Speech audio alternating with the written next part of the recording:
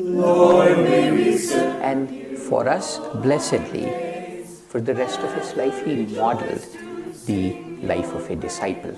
As we together your wisdom seek. Good morning, everyone. Welcome to this special day. Today is the birthday of our founder, Swami Kriyananda, on May 19th in 1926. That's 98 years ago. He was born in Romania. And about 22 years later, he met his guru, his teacher, Paramhansa Yogananda. And it happened as a most sudden kind of event that he read the autobiography of a yogi, and an instant connection that perhaps lay dormant in this lifetime, but certainly existed for many lifetimes in the past. It awakened, and he took the bus cross-country from New York to Los Angeles and met his guru. He stayed with him. He called him, as do many of us disciples, Paramhansa Yogananda, he called him master. So he met his master and stayed with him for the remainder of the 3.5 years of master's life. And during that time, master indicated to him several times that he has great work to do. And he said his life will be filled with teaching, lecturing, and writing. And about 16 years after master left his body, Swami Kriyananda founded Ananda. And during that time, he's left beyond an extraordinary legacy of over 140 books, over 400 pieces of music. He's written an incredible commentary on the Hindu scripture Bhagavad Gita. And he has taught yoga and meditation. He's distilled the essence of Hatha Yoga into a simple, effective spiritual practice, which we call Ananda Yoga. He has toured and lectured, given thousands of talks in, I think, 5 different languages, or maybe 7, across the entire world. And he's founded vibrant, living spiritual communities up and down the west coast of the United States and in Assisi in Italy. And there are many physical centers in each of the 15 major cities in India, and a monastery is coming up in India right now, even as we speak. And on, his extraordinary legacy goes.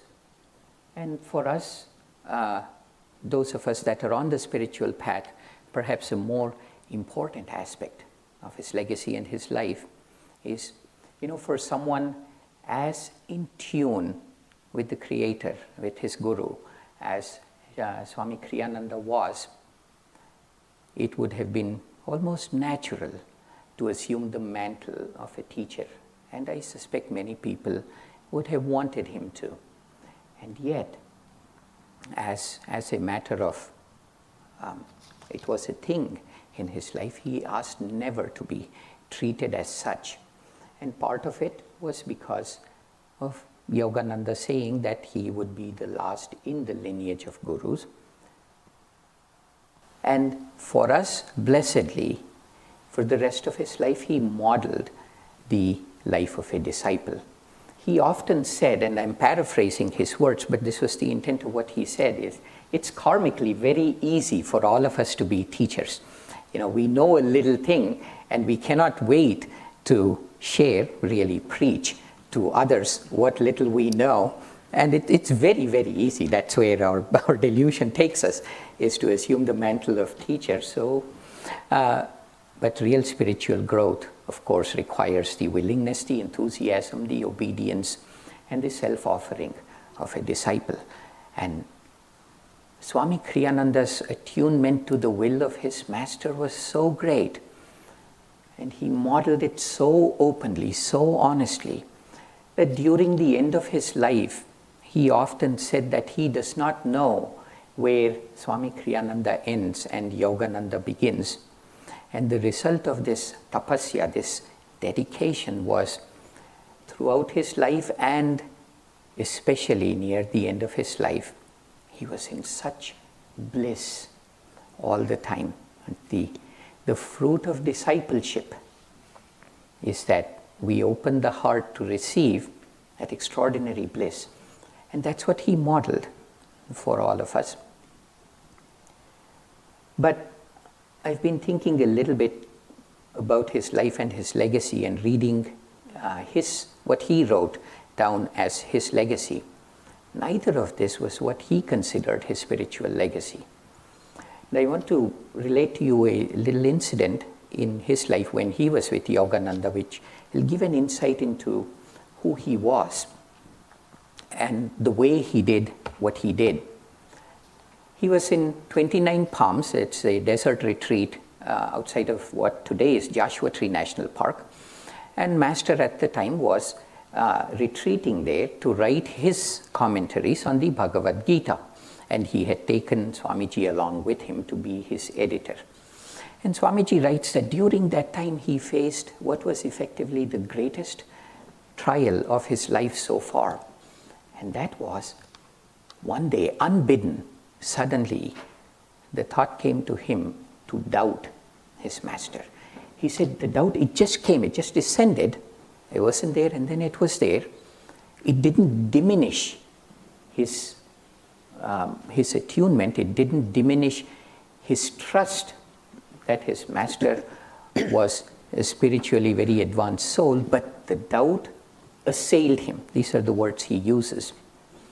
Then while he was dealing with it, Yogananda once just looked at him at the retreat and he said, you're doubting now because you've doubted before. And this was good, and this is Swamiji. Then he says, much later he realized that the reason his guru counseled him that his life would be filled with teaching, lecturing, and writing was because it wasn't enough karmically for Swamiji to overcome his doubt and develop faith to send strong energy in the opposite direction, he says. It was necessary for him to express his faith outwardly and help other people in their struggles with their own faith.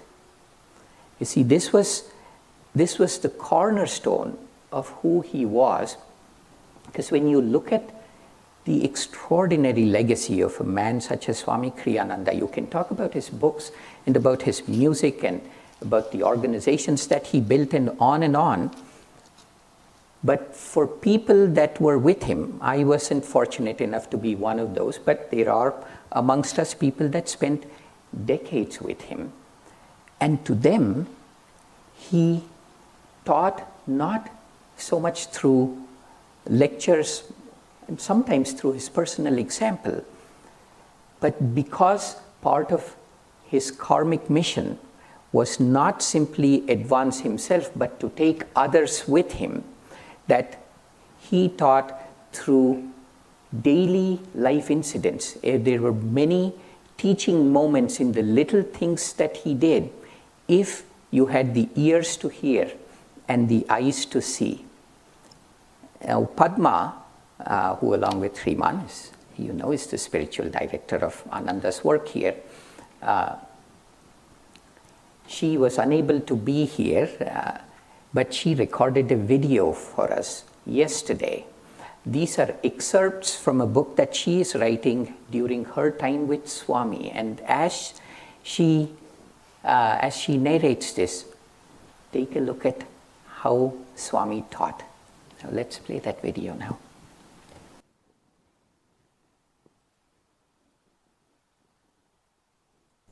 Good morning, everyone, and a happy Swami's birthday celebration to all of you.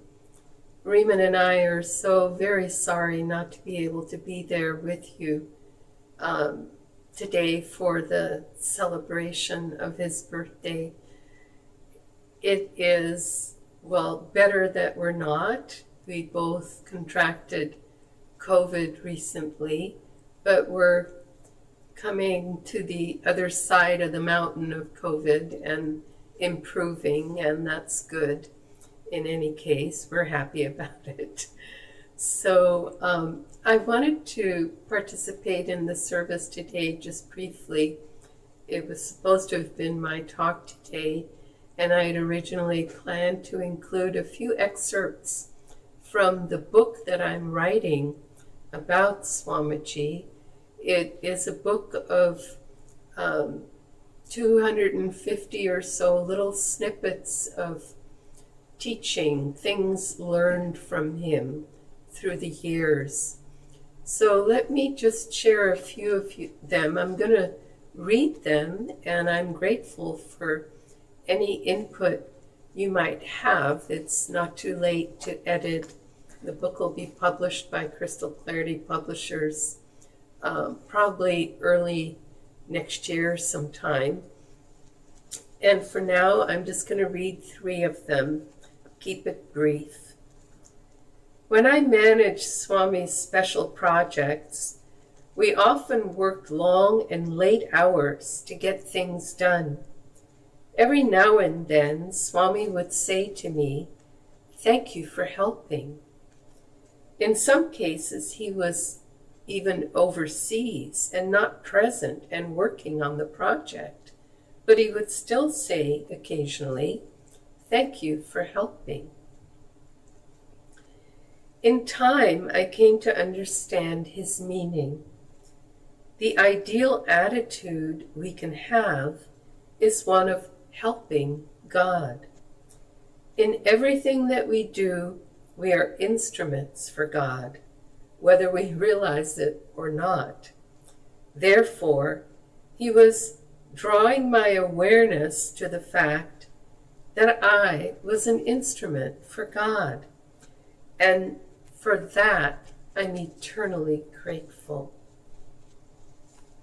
On this topic of service, I have 2 others. One time, I commented to Swami about the dynamic that was particularly challenging between 2 of the people in my department. Swami commented because I asked his assistance. I'm trying to delicately balance many energies right now. In other words, what he was saying was be patient, as there are many nuances you're not aware of. This is the bird's eye view that God always has with us. Things are not black and white. There are many shades of gray. And finally, this story relates pretty directly to the reading of this morning. Swami would send us 20 plus pages of his current writing project as he completed them, and then call us 20 minutes later to ask for feedback. This would happen constantly. For a long time, it puzzled me, as he had given us the big job of coordinating the Washington Sangha. It appeared as if he expected us to drop everything that we were in the middle of and read his manuscript instead. It was puzzling. I came to understand with time that attunement was the highest priority, and that reading his manuscript would help us greatly in that regard. There will always be time to complete our other duties. It is not unlike the Martha and Mary in the Bible, that story where Martha was busy serving and upset that Mary was not helping. She, Mary, was sitting at Christ's feet, absorbing the vibration. Christ explained that Mary had chosen the better part of attunement. There was a second lesson to this story.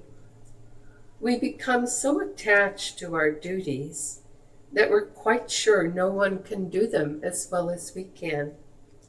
Swami repeatedly drilled the lesson of delegation into my consciousness. We tend to think, by the time I'm done showing this person how to complete the task, I can have done it 7 times over. Moreover, they won't be able to do it as well as I'd like it to be done. Who amongst us recognizes that kind of thinking? I certainly do. By delegating tasks to others, it empowers them in a creativity and attunement to complete the task, perhaps in a new and innovative way. And then we will have made room to magically find the time for other kinds of opportunity for attunement. Blessings to all of you. Enjoy the beautiful banquet gathering after service today. We'll be with you in spirit. Goodbye now.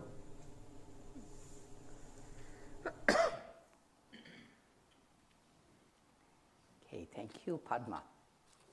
So, it wasn't enough for Swami to be Swami.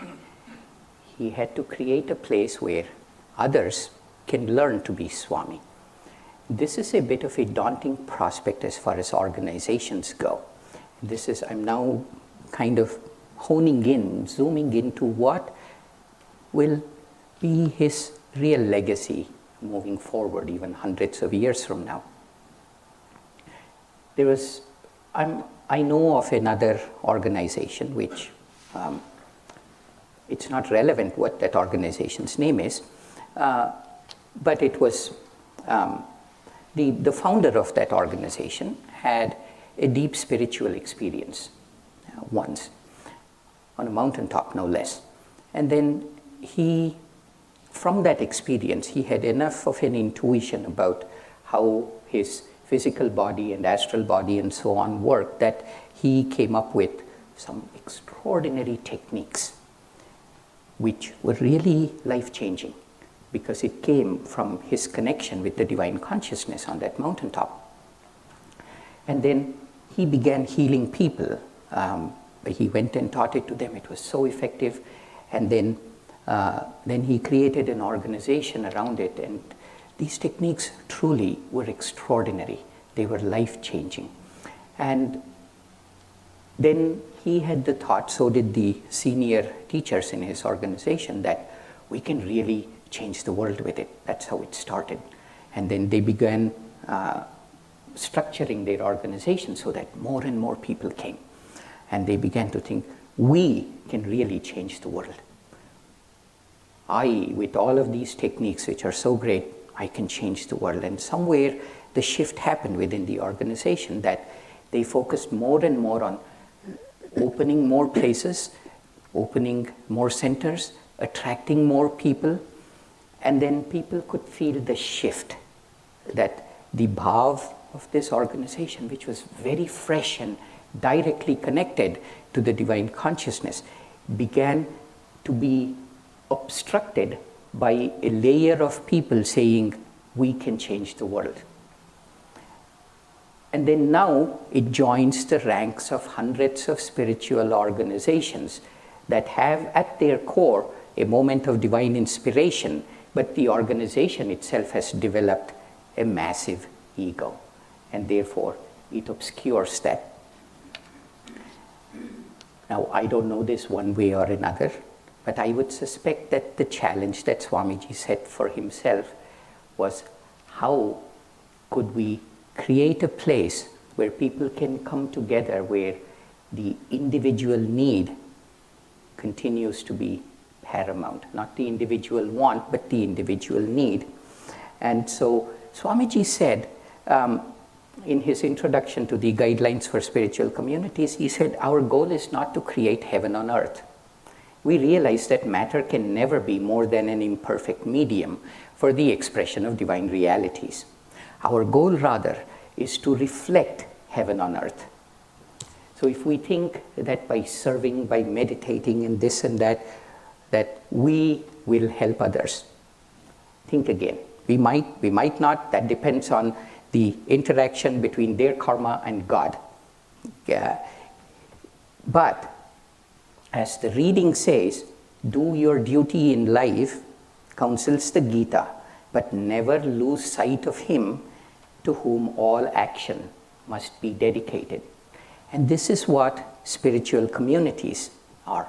It's an organization, so to speak, which it isn't at all, that puts people first. That his lasting legacy was creation of a space where all of us can come together, no matter what we do, and tie what we do to divine consciousness. It's not so much a prescription of what you should do or even how you should be, but it is the intention, not so much action but inner communion. It's the intention that anything we do expresses God through that. And so in a spiritual community, and Swami said that that he's not referring only to the physical properties of Ananda, although that is at the core, but also, as he puts it, the special ray of divine light that we all strive to live wherever our physical bodies are located. So in those spiritual communities, like this one, including those joining us online, that we learn to come together as friends and live yoga. Yoga means union. So we learn to live what it means when what benefits one will benefit all. That we learn to live that way. And what might harm one might harm all. And this thought creates harmony. It's not easy, but you follow it, it will. And the other thing, when you live as part of a spiritual community, is when one person advances spiritually, everybody else does. This happens so many times that someone you keep seeing, and then they've strengthened their connection to God, and you feel it. And suddenly the entire community is uplifted. We've seen this repeatedly. And then we live in that consciousness. And similarly, when one diminishes spiritually, the spiritual community feels that effect. So we live yoga. Then part of living that yoga is that when there are disagreements, that when the egos rub against each other, as they do, they say, it's okay, as long as we put our love and support ahead of the disagreement. And just as important, it's not like, oh, you did a horrible thing, I still love you anyway. It's a little bit sanctimonious, but this is the important thing, where you trust in other people's goodwill and good intentions, because we are part of the same light.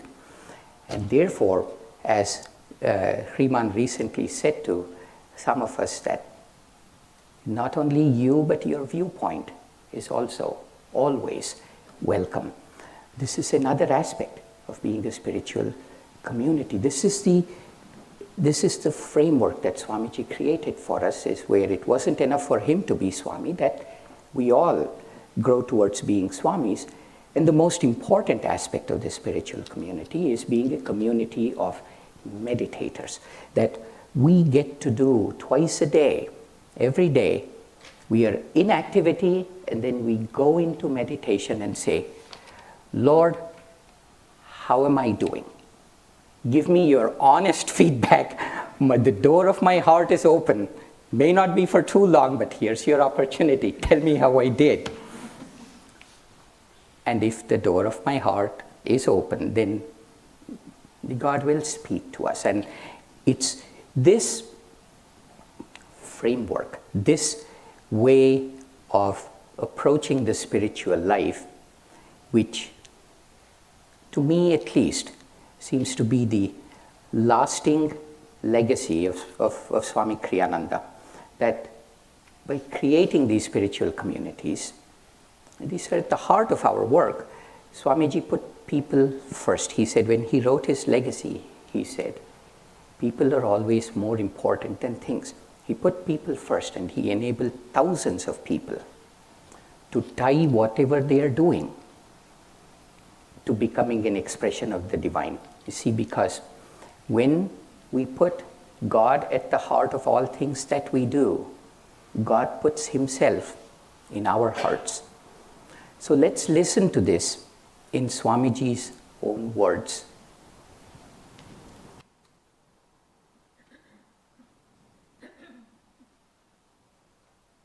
Thank you all for coming to celebrate my birthday, which is really not a very important event in the great scheme of things, but to me it means one step closer to getting out of it all. You know, when you reach my age, you have a tendency to reminisce, and I lack the three basic props for this kind of reminiscence. I don't have a porch. I don't have a rocking chair. And I don't have a pipe. I think the purpose for the pipe is to make people know you're still aware.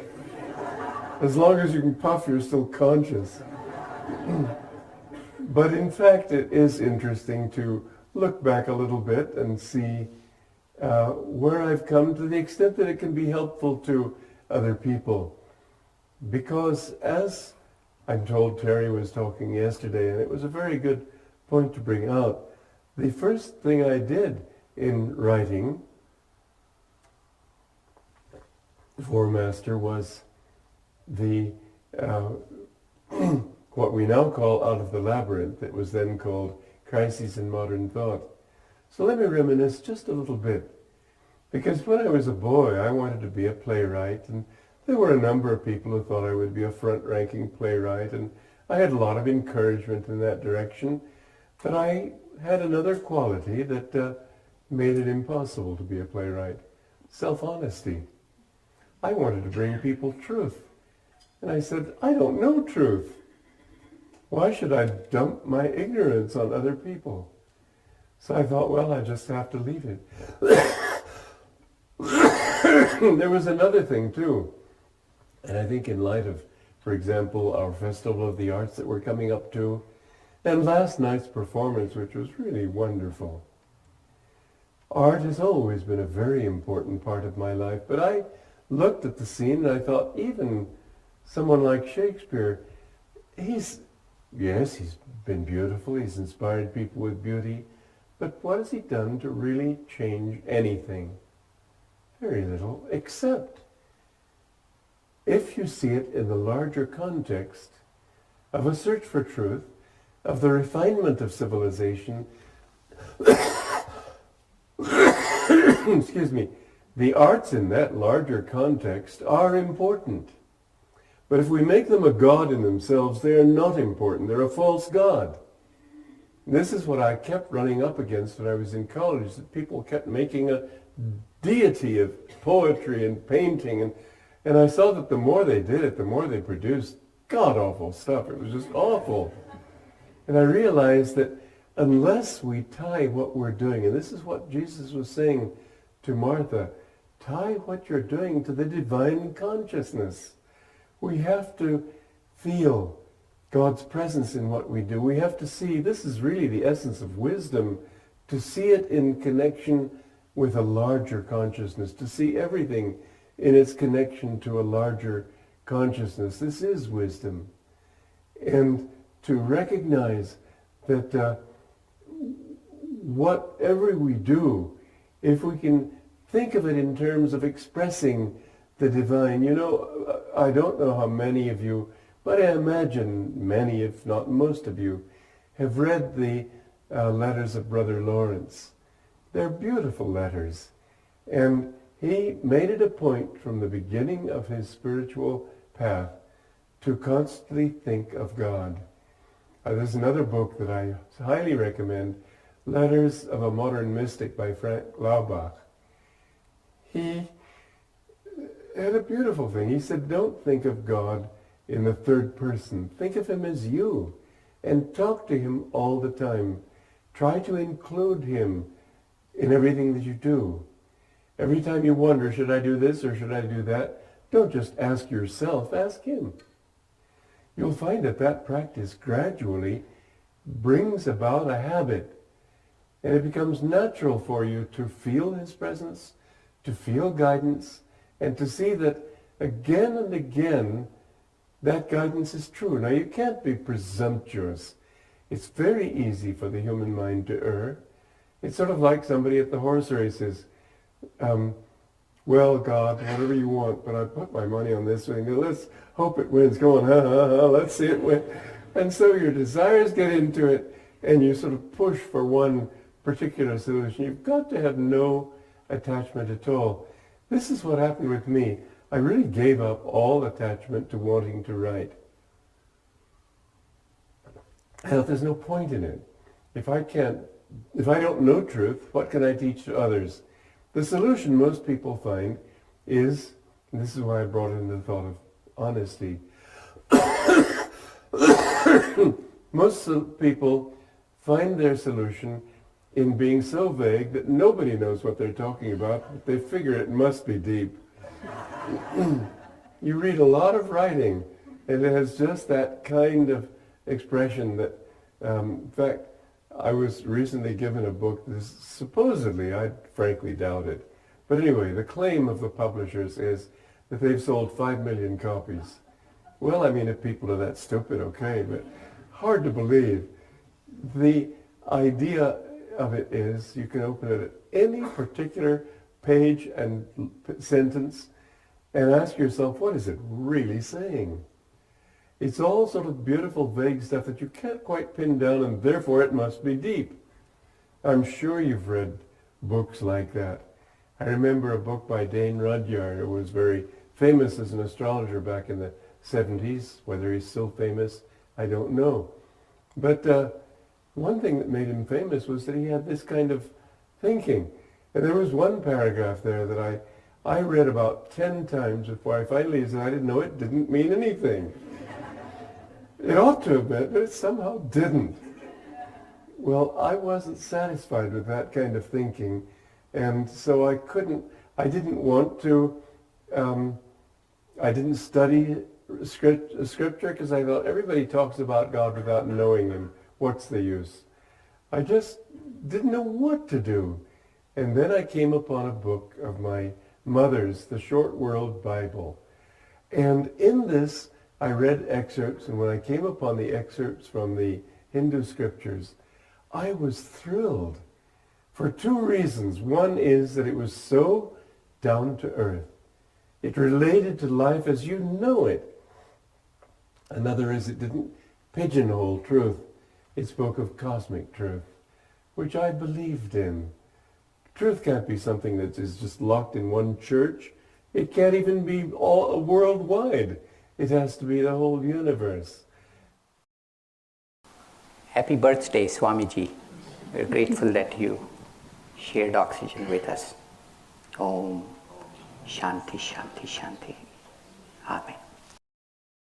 Home is our green hill, home is our wind, blow